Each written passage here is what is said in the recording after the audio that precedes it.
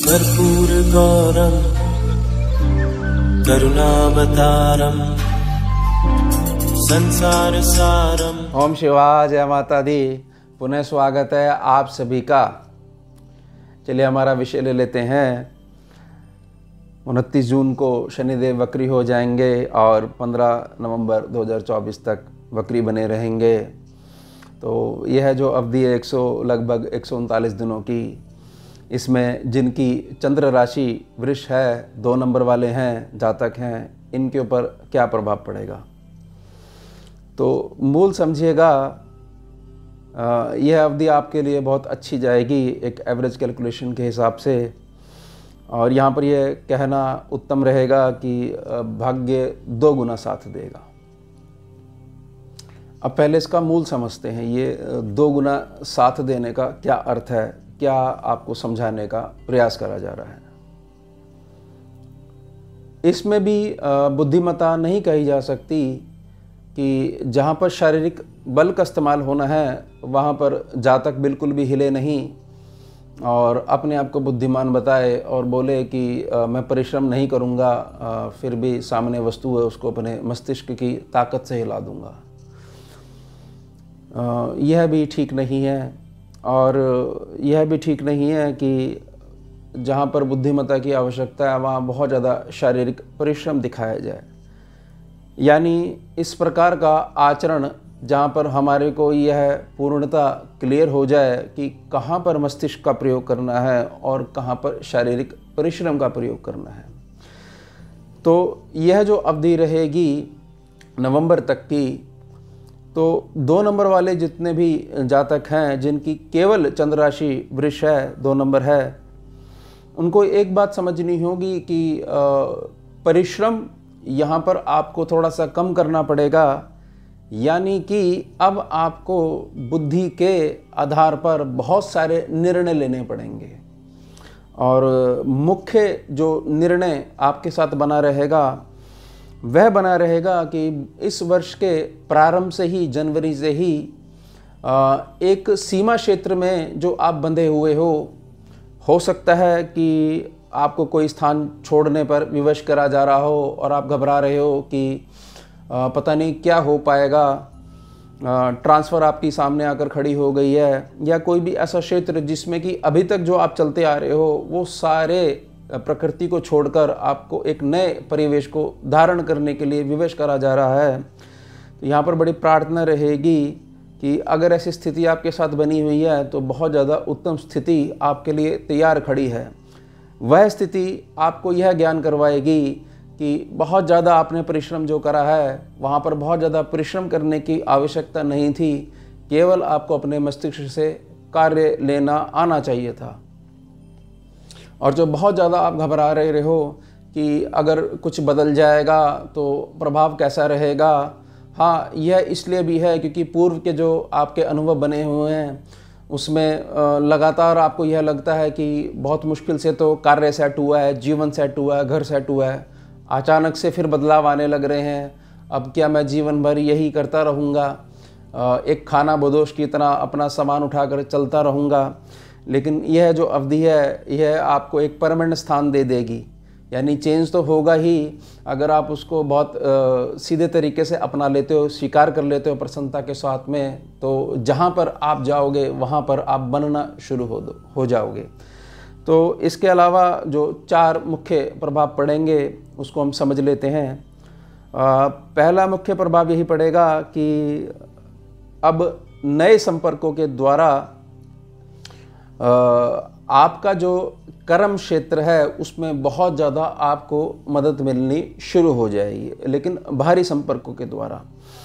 और इसमें आपको आपका जो निजी राहु है, यानी जो समाज में आपके संपर्क हैं, उसमें आपको भी एक समाज सेवी की तरह आपको आगे बढ़कर उन सभी के साथ एक पारिवारिक माहौल जो है उसमें डालने का प्रयास करेंगे शनिदेव।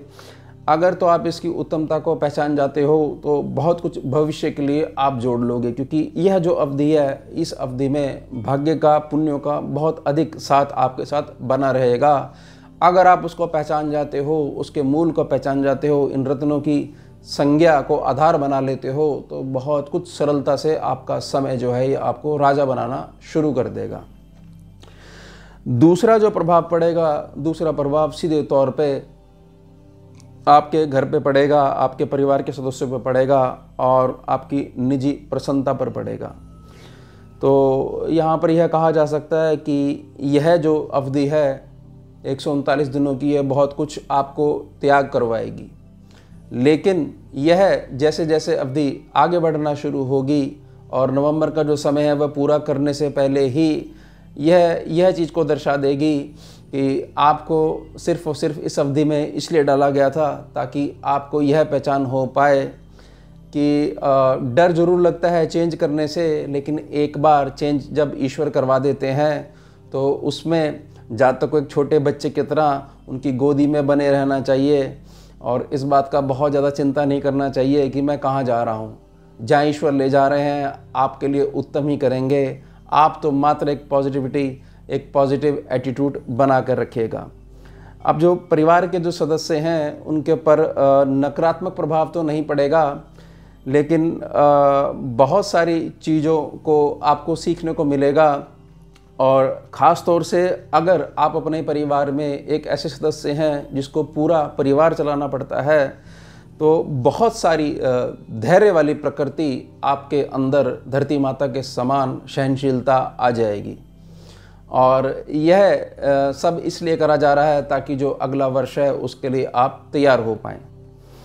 अब तीसरा जो इसमें प्रभाव पड़ेगा, तीसरा प्रभाव सीधे तौर पर जो आपकी मासिक आय है और आपका व्यापार है और आपके अपने जीवन साथी से जो संबंध है उस पर पड़ेगा।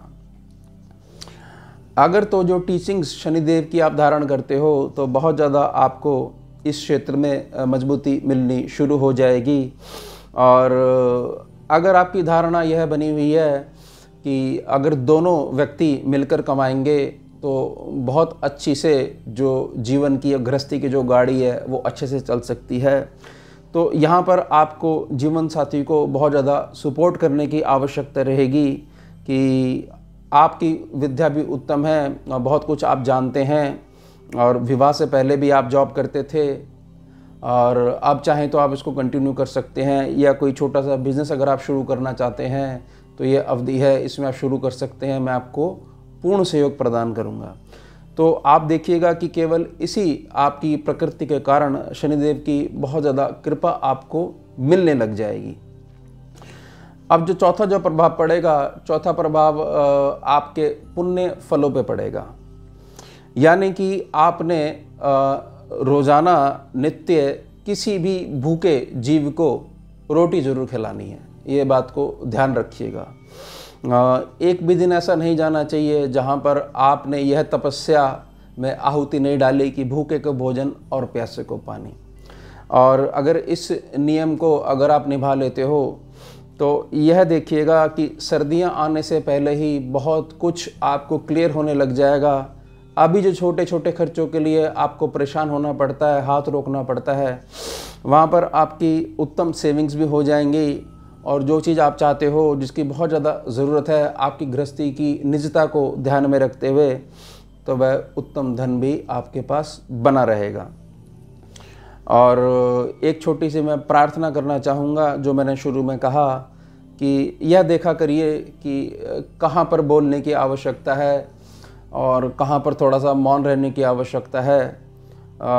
सामने से जाके बहुत ज़्यादा जो आप मदद करते हो तो आप भी आप समझ गए होंगे कि इसका बहुत अधिक लाभ आपको नहीं मिल पाता है। बहुत ज़्यादा एक कहानी के रूप में कोई भी जातक आता है और आप भावुक हो जाते हो और उसकी मदद करना शुरू कर देते हो और बाद में फिर आपको थोड़ा सा अफसोस होता है, थोड़ा सा आपको सेल्फ रियलाइजेशन होती है कि यह क्या हो गया मेरे साथ। तो अब आपने क्या करना है, यह देखना है कि मेरे पास तो मेरा परिवार है, उत्तम जिम्मेदारी है, मैं अगर इनका ही कल्याण कर लूँगा तो यही मेरी जो है साधना, गृहस्थी की जो साधना है वह सफल मानी जाएगी। तो निजी प्रार्थना रहेगी, थोड़ा सा ध्यान रखा करिए, ये भावुकता में मत आया करिए। तो यह हो गई हमारी वृष राशि, शनिदेव वक्री हैं, आपके ऊपर क्या प्रभाव पड़ेगा। अब मिलते हैं आपसे अगले भाग में नए विषय के साथ। जुड़िए और जोड़िए। ओम शिवा, जय माता। भुजगेन्द्रहारम् कर्पूरगौरं करुणावतारं